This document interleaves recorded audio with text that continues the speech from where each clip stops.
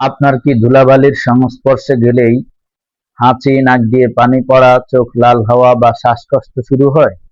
এই বিষয়টাকে অবহেলা করবেন না। ধুলাবালির অ্যালার্জি সাধারণত ধুলাবালির মধ্যে পড়ে থাকা ক্ষুদ্র কণা বা ডাস্ট মাইটের কারণে হতে পারে।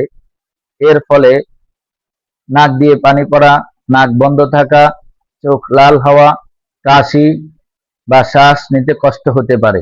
অনেকেই এটাকে সাধারণ সর্দি কাশি মনে করে এড়িয়ে থাকে।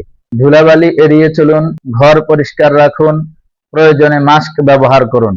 এই উপসর্গ বারবার দেখা দিলে অথবা শ্বাসকষ্ট বেড়ে গেলে একজন নিবন্ধিত চিকিৎসকের পরামর্শ নিন।